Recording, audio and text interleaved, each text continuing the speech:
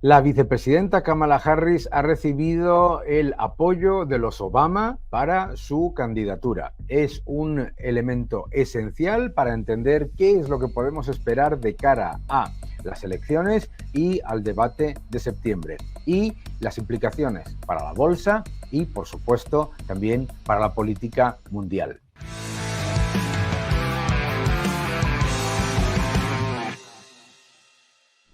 Si vemos las propuestas de la vicepresidenta Kamala Harris, que será probablemente la nominada por el Partido Demócrata para presentarse a las elecciones y disputar al presidente Trump la posibilidad de ser el próximo presidente de los Estados Unidos, si vemos las propuestas de cada uno, nos encontramos con cosas muy interesantes en similitudes y cosas muy interesantes en las discrepancias. ¿Cómo puede afectar esto al mercado? Bien, empecemos por el presidente Trump.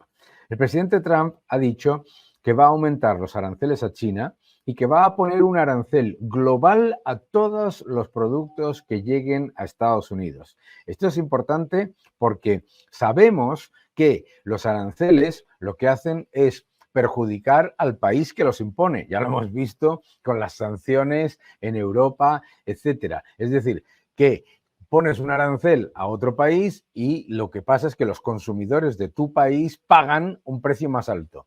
Lo que pretende el presidente Trump es que esa subida de aranceles la consuman los márgenes de las empresas que exportan a Estados Unidos. No es sencillo. Tenemos la experiencia de que el aumento de las medidas proteccionistas en Estados Unidos, que no empezó con Trump, que empezó con Obama y que además se ha acelerado con Biden, no solamente no han reducido los precios o mantenido los precios de los productos, sino que han perpetuado la presión inflacionista en un país que es líder en tecnología y que además es líder en producción de petróleo, por lo tanto debería tener, digamos, ese efecto de reducción de precios gracias a su producción doméstica.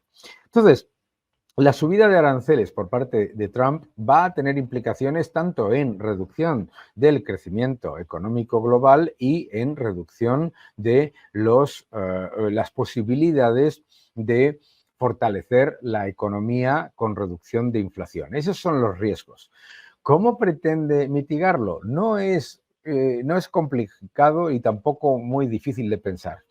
Lo que piensa el presidente Trump es que fortaleciendo el crecimiento doméstico, fortaleciendo la producción nacional y fortaleciendo la capacidad de Estados Unidos de generar sus propios bienes y servicios, incluyendo darle más preponderancia a la producción de petróleo, pues en todo ello, digamos, reducirá el posible efecto negativo y el crecimiento económico será mayor, el de los salarios reales será mayor y el dólar se mantendrá como moneda de reserva global.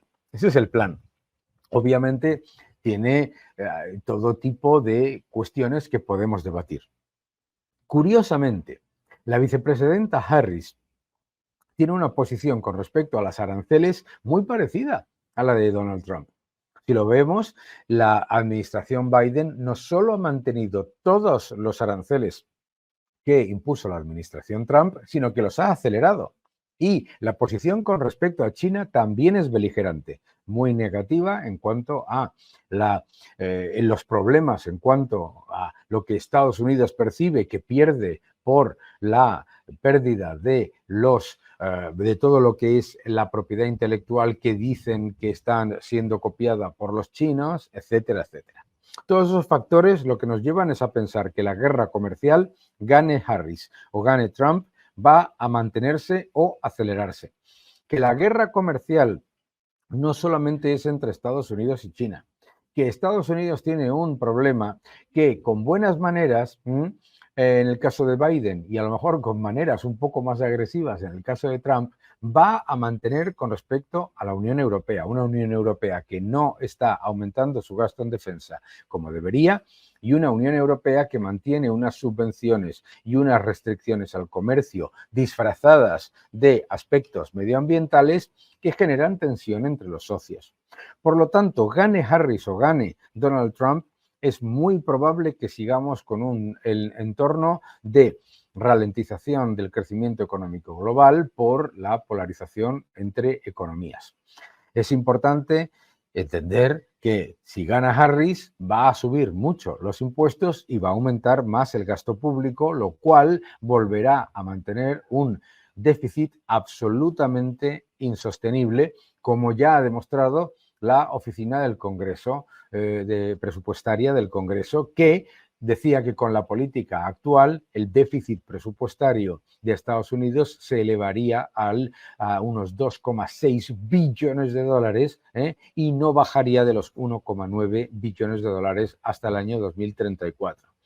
En el caso de Donald Trump, lo que quiere hacer es bajar los impuestos para fortalecer el crecimiento, reducir algunos gastos, pero no muchos.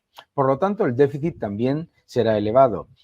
¿Cómo quiere compensar el problema deficitario y el problema fiscal de Estados Unidos? Con mucho mayor crecimiento, es decir, con un empuje muy fuerte al crecimiento empresarial, al crecimiento de las pequeñas y medianas empresas, de los salarios y de la producción dentro de Estados Unidos.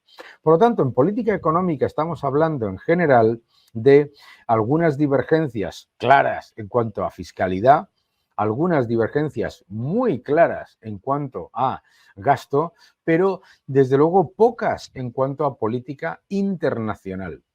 En el caso de Kamala Harris, si ganase la vicepresidenta Harris, es muy probable que el apoyo a Ucrania y la guerra se mantuviese de manera similar a la que ha llevado a cabo la administración Biden.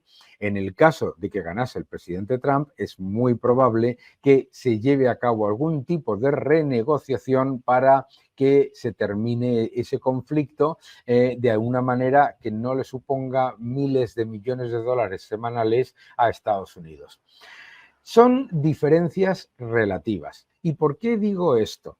Porque la gente que está tomando posiciones en el mercado pensando que la victoria de uno o de otro va a ser un impacto brutal, debería recordar la importancia del sector privado en Estados Unidos. El sector privado en Estados Unidos, y en especial las grandes corporaciones globales, que son las que lideran el S&P 500, están muy poco afectadas por las políticas fiscales y geopolíticas de los gobiernos. Tienen impacto, por supuesto, en sus ventas y en su quehacer diario. Pero recordemos que tanto con los demócratas como con Donald Trump en su anterior administración y con la administración Biden, la bolsa ha continuado subiendo y ha continuado subiendo porque hemos tenido política monetaria expansiva o acomodaticia, recordad lo que decís siempre, lo que yo digo siempre, porque hemos tenido a la vez un fortalecimiento de Estados Unidos con respecto al resto del mundo,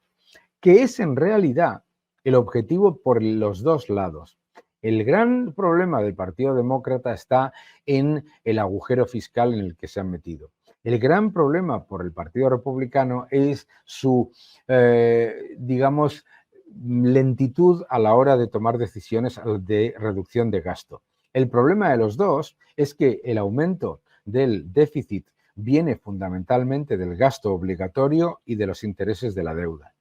Por lo tanto, es que la reducción del déficit literalmente solamente puede venir de mucho mayor crecimiento y de mucho mayor crecimiento poniendo en evidencia las prioridades que tiene Estados Unidos con respecto al resto del mundo y claramente con respecto a China o con respecto a los países de Latinoamérica y ya no te quiero contar con respecto a la Unión Europea.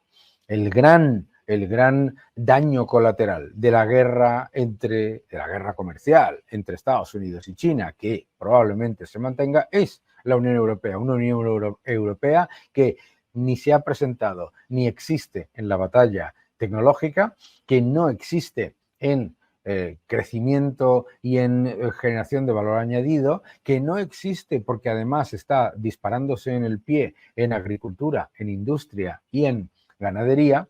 Y claro, Estados Unidos y China se pueden permitir cometer este tipo de errores de proteccionismo, de mirar hacia adentro, de tomar decisiones que no son fortalecedoras del crecimiento a medio y largo plazo, porque lo que ven es que en medio hay una Unión Europea que ha decidido dispararse en su propio pie. Entonces, lo curioso de todo esto es que en lo que menos te tienes que preocupar en política es del impacto sobre la bolsa norteamericana, sino el impacto de las propias malas políticas europeas en la bolsa europea.